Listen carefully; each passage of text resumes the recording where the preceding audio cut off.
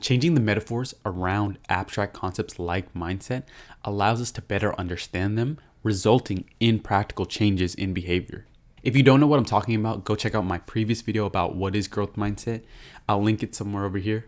First, I want to introduce this logical sequence. Your beliefs lead to your thoughts, which lead to your words, which lead to your actions, which lead to your habits, which lead to your values, and then ultimately to your destiny. Developing a growth mindset starts from belief, but belief is only brought to life through experience. Taking certain actions will allow you to break limiting beliefs and cultivate growth, which reinforces your belief in growth mindset, which reinforces your actions, which lead to more growth, thus resulting in a feedback loop. Remember, growth starts from belief, but is only created through action. I've identified 5 key ideas on what will allow you to develop a growth mindset. Then at the end, I'm going to talk about other ideas which I think are also very valuable in developing a growth mindset, but these are the key 5. So the first is to identify areas of growth. A person with a growth mindset is looking to develop their potential. They see a lack of skill and failure as an indication that they should continue developing their skills. Thus, they are more likely to maximize their potential as they'll learn from criticism rather than ignoring it, overcome challenges rather than avoiding them, and find inspiration in the success of others rather than feeling threatened by it. It's not necessary to have a growth mindset in every aspect of your life, but a growth mindset should be directed towards the areas of your life which you seek growth. The next key idea is to become self-aware.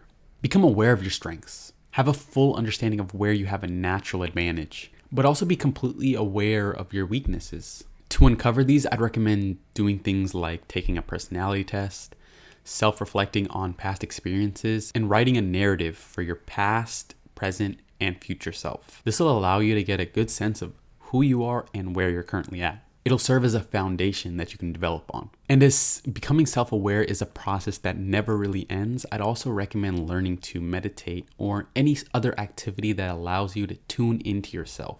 This will allow you to recognize your current patterns and limiting beliefs. There's a quote by Jim Quick that I really like, and it goes, "If you fight for your limitations, you get to keep them."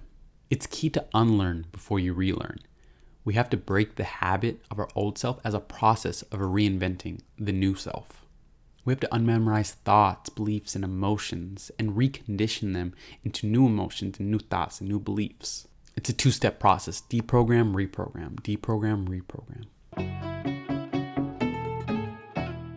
The next idea is to create a new compelling belief. Identity plays a key role in developing a growth mindset. It's essential to accept that we aren't fixed entities. We're always changing, and it's within our control to change ourselves. Like I mentioned earlier, a belief is best developed and reinforced through taking action. As James Clear, author of Atomic Habits, says, the best way to change our behavior is to change our identity. He offers a simple 2-step process for changing your identity. Step 1 is to decide the type of person you want to be, and step 2 is to prove it to yourself with small wins. Your focus is to become that new person. Your habits shape your identity, and your identity shapes your habits. It's a feedback loop. There are other ways of creating a new belief or changing your behavior, but I'm offering the best methods that I'm familiar with from proven experts. If you're still skeptical about the power of belief, I'd recommend looking into the placebo effect. The next key idea is to become a curious learner. Follow what you're interested in. There'll be an attraction to certain things and subjects. Allow your intuition and feeling to guide you. There's another relevant quote that really hits this on the spot, but it goes, "Do more of what gives you energy rather than takes your energy away." If you get excited when thinking about doing an activity, that's a great indication that that's something that you enjoy doing and you should continue doing. Part of being a curious learner is recognizing that you don't know it all as well, that you can learn something new every day, that you can learn something from everyone you meet. Let your inner child out. The last main idea is to embrace the process, not the product. The best musicians practice every day. The best athletes practice every day. It's not the results that set them apart. It's their dedication to daily practice. Who I usually think of in this context is LeBron James. Your identity should be centered on being the type of person who does their craft every day. Understand the majority of your time cultivating growth in a specific area, let's take writing for example, will involve you spending a majority of your time doing that activity, not talking about how great of a writer you are or how many books you've written. Another part of embracing the process is learning to reward yourself if you've made progress on the goals you've set out for yourself.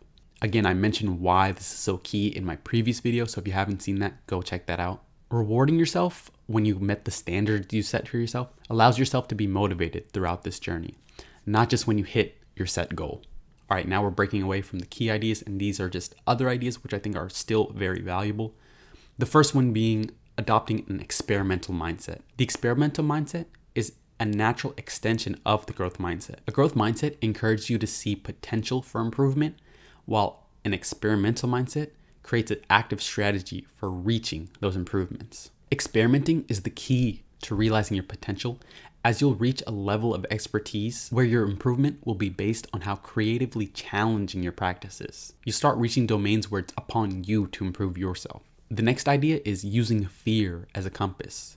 Growth involves being uncomfortable. You should use fear as a guiding light because being afraid of something shows that it's outside of your comfort zone. Get comfortable being uncomfortable.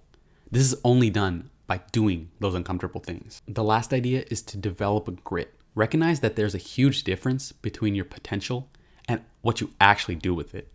The thing that'll separate you from others is your ability to keep going when the going gets tough. You can do this by, in a sense, incorporating it into your identity, by turning it into one of those things that you pride yourself on. Whenever you're bored, recognize that this is the important part of the task, because this is when most people just give up, but not you.